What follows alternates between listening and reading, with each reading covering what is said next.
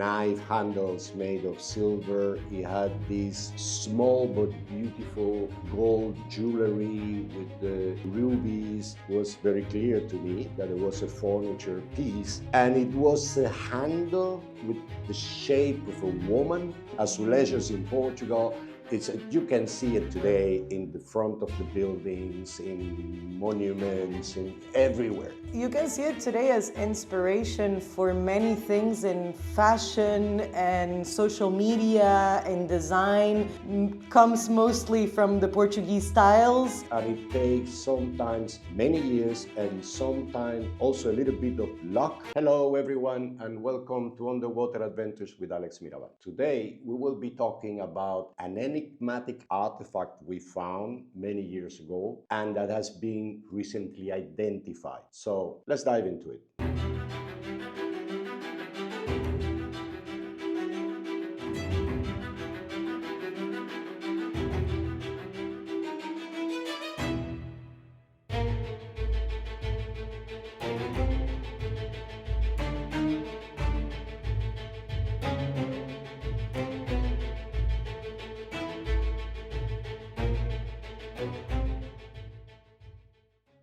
In the year 2012, we discovered the wreck of the São Miguel Almas, sunk in 1771, coming from India to the island of Mozambique, and they wrecked in the João Veloso Bay, in the south of João Veloso Bay. I have talked about this shipwreck before because there were quite some interesting findings in the shipwreck. There were quite some interesting artifacts, and I mentioned it in an episode that is called Massive Ancient Bombs in the Shipwreck or something like that, because it also has these huge bombs from a mortar that is such an uncommon find in the shipwreck. But as I have mentioned in other episodes, it may struck you as odd, but in every excavation that we do in every shipwreck, we normally come across some artifacts that we don't know what they are. In the very moment that you find them, you have no idea what they are. They could be literally anything. Sorry. They could be anything. No, and also if you go a little bit away from the, let's say, the more regular artifacts or the more common finds, like,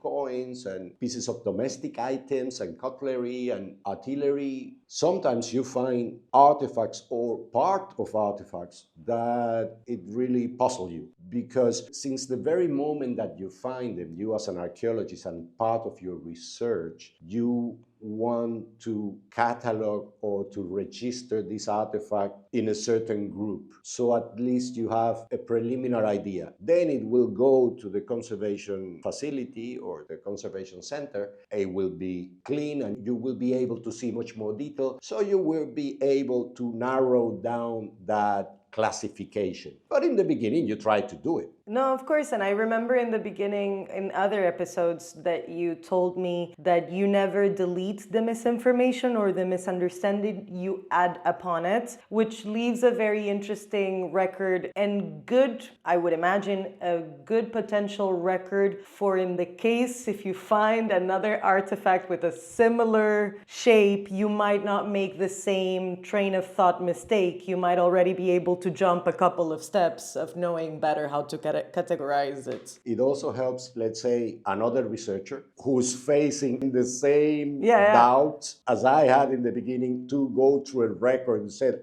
this guy also cataloged as furniture in the first place. So this is why I'm mentioning this, because this is why you keep all your records and your artifacts and your finds along the years. Because as I have also mentioned in other episodes, the research never ends. It's almost impossible that you have a point or a moment in which you say, okay, now we know everything we could know about this shipwreck. It must be quite hard to be definitive unless the historical moment or event has been so well recorded all around that you might be able to be like, okay, we can stop here. But I imagine that because history is told by winners and so subjective, you might never have to stop the work to some degree. Yeah, the research, I don't believe, this is my opinion. I don't believe there is a point in which you can just stop it.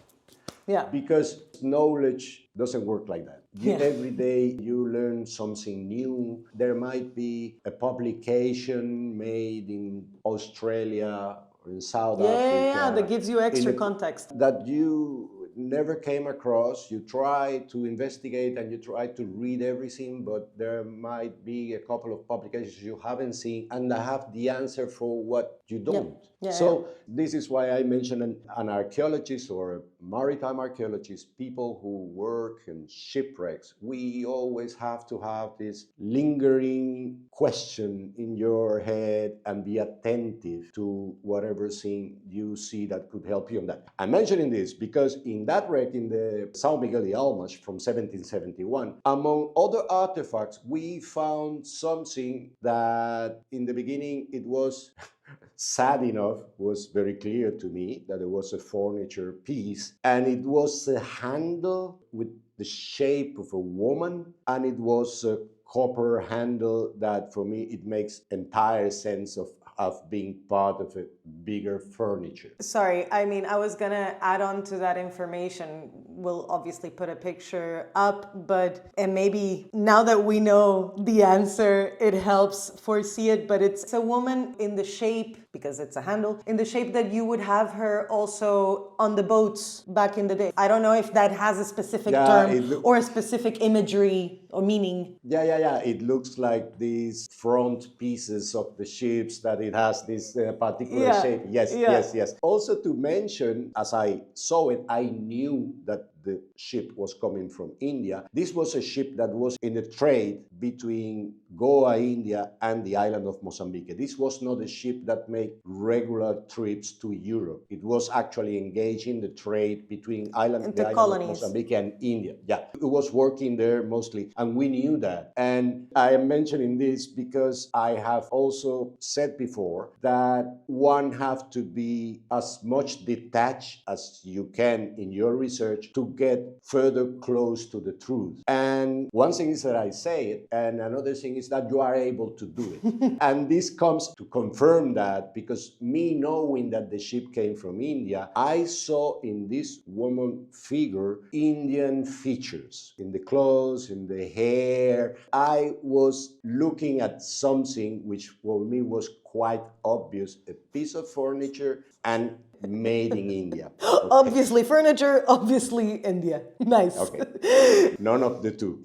None of the two was true. None of the two. None of the two was true. A very important and interesting point that I think also goes into many different areas of human existence, the biases. Had you not had the information of the route of the ship in advance of excavating it, or after you excavated it, I don't know if you knew the route before or after, my bad. I knew. I was looking for the ship. For that ship. So being that you were looking for it specifically, of course you're going to assume, not only you're going to assume, you're going to bring that knowledge into what you're doing, because that's the whole point of having the knowledge.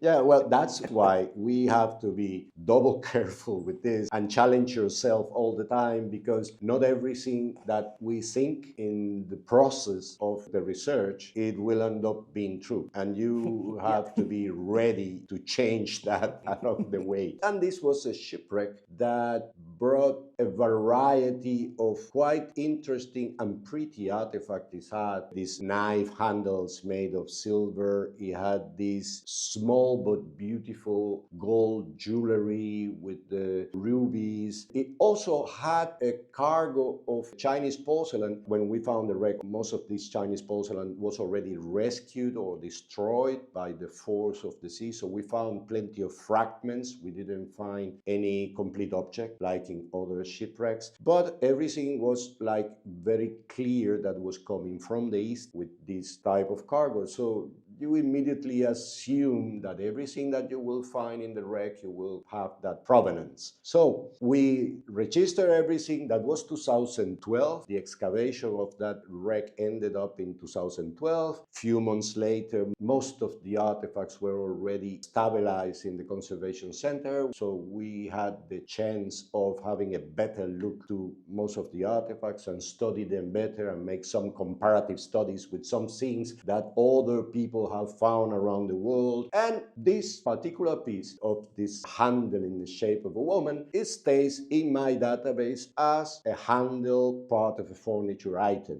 furniture thing. So we move along. This is 2012. And last month it was in September this year. 2 weeks ago, 2.5 weeks ago. Yeah. Very recently, I mean, like in September this year, we are in 2024, meaning 12 years after the excavation of that wreck, we went to visit the National Tile Museum in Lisbon, Portugal, where my daughter, my wife, and I, we went for a weekend to check on this particularly interesting museum. It's a very nice museum. I really recommend it for whoever goes to Portugal and stays in Lisbon for a while and have a couple of hours, because it will take you a couple of hours. Go visit it, because Portugal has a great tradition in tiles. Azulejos in Portugal, you can see it today in the front of the buildings, in monuments, in everywhere. You can see it today as inspiration for many things in fashion and social media and design. Comes mostly from the Portuguese styles that were, and you correct me if I'm wrong, also heavily inspired in the Chinese porcelain, right? Correct. The blue and white, the one that we know as azulejos, yes, those are inspired there. But there is a big variety and a very interesting display in the museum of how these tiles were evolving along the centuries and which influence was gotten from this country and which influence from there. Super interesting. Also, it has a beautiful mural, which is very long and covers an entire room. It's a panorama. A panoramic view of Lisbon of the 18th century made with tiles. It's a beautiful place. It really worth the visit. And there we were, the three of us going around. The last thing I was thinking in that moment was studying or researching anything. I was the São Miguel Dalmas. No, that 12 years before, I was just there enjoying the visit and enjoying the museum. And at one point, I passed in front of a vitrine and I saw something that I have to go back. And I realized, because this was like a photograph of the object I discover, I recover, and I know. And I was so sure there was a piece of furniture. I even called Maria and told her, come here and check this out. Just look at this, and then I will explain you why it's important for me. I found it so funny because we're in the middle of the museum, and my dad in general is not the type of person, at least I didn't know, to create loads of suspense. You're very direct, you're very to the point, you express what you need to express and we move along.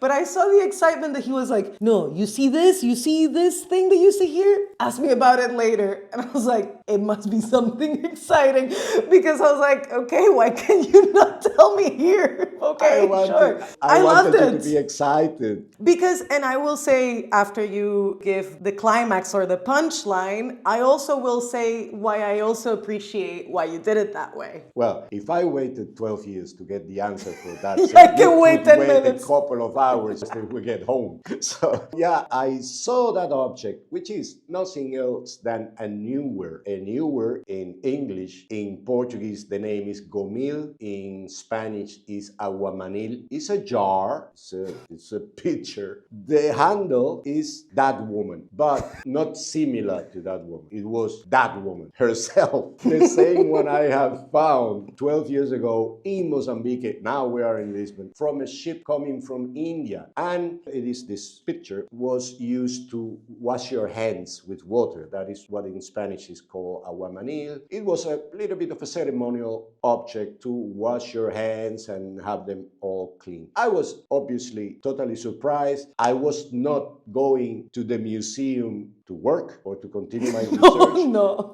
But you always, I mean, if you love what you do, and if you are excited about what you do, you always have these things open in your mind. They hopefully don't take too much space, but you have them open in your mind till the moment that something reminds you of that. And then you go back. I even noticed that the approximate time of production of that ewer in the museum, it says there in the tag, it says between 1770 and 1780. Our ship, the São Miguel y Almas, went down in 1771. So it falls right into the period of this other object was produced. And it was produced in Lisbon. So much for my Indian perception of the objects, the Indian influence of the...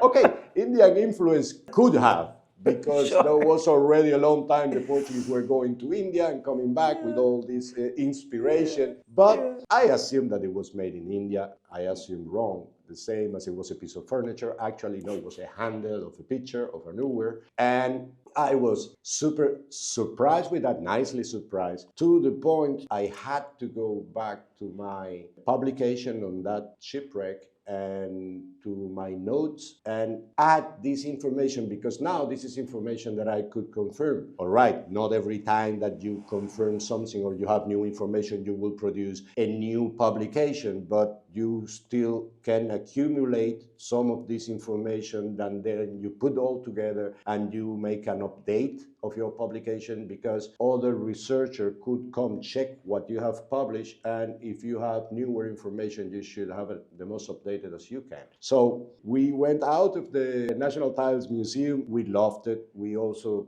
brought home a lot of souvenirs because it was so nice, the museum. But I brought this information with me and I wanted to share it with you. We were talking, Maria and I said maybe I do an episode, because this is not the first time that this happened. You keep these questions in your mind and you go around, and suddenly the most unexpected one, the answer comes up. Totally. And going back to what I wanted to say, why I appreciate that you created a little suspense before you showed me the pictures, is that I didn't know then, but I know now, that this is one of the reasons why I like a lot that we made this channel and that we put out this content, because, okay, you're my father, bias as bias can be, what I'm gonna say, but it was so mind-blowing to see how accurate, how well you remembered, and that there was no mistaking. You saw it because it was literally the same, but I know you and I know how many artifacts you've seen. I know how many shipwrecks you've dove.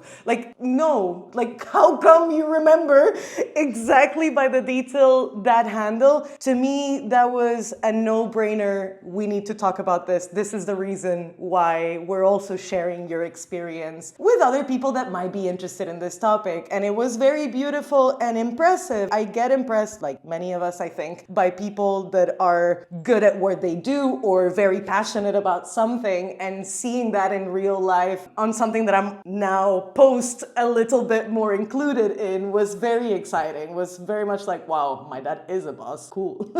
Thank you. But yeah, the main thing there is that if you like what you do and if you enjoy what you do, maybe some people have a better memory than others. There are the people who retain better things. That is already very changing from person to person. But if you are attentive to what you do all day, man, it's frustrating finishing the excavation of one wreck and going out of that place still not knowing this or that. This thing stays with you. And eventually, because there are plenty of them that maybe I would never find what they were, but some of them will, and I will be there waiting for this when it happen, of course. And I told you that I would tell you later when we arrive home, because I wanted to show you the pictures in a proper way, you know, with a bigger screen than the phone and everything. And also because if I tell you at that moment, it was an artifact that I found in the São Miguel de Almas in 2012, and it's exactly like this, by now you may have forgotten, because this is not your job, this is not your business. Totally. If you have to wait 2 hours for me to tell you, now you will not forget it. Totally, very smart. There's a reason why I got inspired in thinking that you would be a good storyteller for YouTube. There must have been a hint. Well, guys, I hope you enjoyed the episode. This is just one of the few examples we have of artifacts that in a certain moment they look like a total enigma, that you have no clue what they are, and it takes sometimes many years and sometimes also a little bit of luck that you come across the right answer. So if you have watched the video until here, please give it a like, subscribe to the channel if you haven't done it, share it with your friends, and let's keep on diving.